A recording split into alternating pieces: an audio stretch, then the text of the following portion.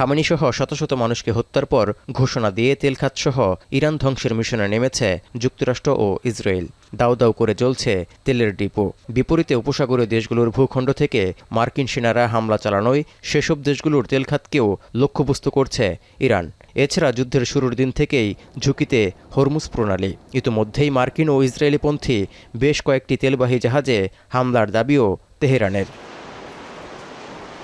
এমন পরিস্থিতির মধ্যেই খামেনিপুত্র মুস্তফা খামেনিকে সর্বোচ্চ নেতা হিসেবে ঘোষণা করায় যুদ্ধের ভয়াবহতা আরও বাড়ার শঙ্কা প্রকট হল, যার কারণে বিশ্বের 20% তেল সরবরাহকারী নৌরুট হরমুজ প্রণালীও অনির্দিষ্টকালের জন্য ঝুঁকির কবলে। এমন পরিস্থিতিতে সোমবার দিনের শুরুতেই বিশ্ববাজারে ব্যারেল প্রতি অপরিশোধিত জ্বালানি তেলের দাম এক লাফে $100 ছাড়িয়ে যায়।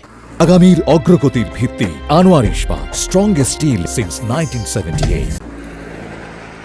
ব্যারেল প্রতি ব্রেন্ট ক্রুডের দাম 25% বেশি বেড়েছে, যা 2022 সালে রাশিয়া ইউক্রেন যুদ্ধ শুরুর পর সর্বোচ্চ। এমনকি একদিনে দাম বৃদ্ধি হিসেবে 1988 সালের পর সর্বোচ্চ দাম বৃদ্ধির রেকর্ড এটি।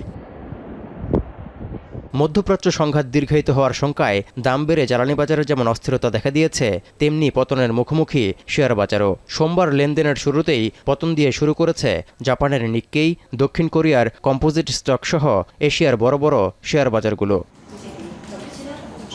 এশিয়া ছাড়া পতনের কবলে ইউরোপ ও যুক্তরাষ্ট্রের শেয়ার বাজারও। ওয়াল স্ট্রিটের S&P 500-এর ফিউচার সূচকও নিম্নমুখী। অন্যদিকে তেলের দাম বাড়ার কারণে বৈশ্বিক মুদ্রাস্ফীতি বৃদ্ধি এবং বিশ্ব অর্থনৈতিক প্রবৃদ্ধি কমার শঙ্কা আন্তর্জাতিক মুদ্রা তহবিলের। তৌহিদুর রহমান, এখন বিশ্ব।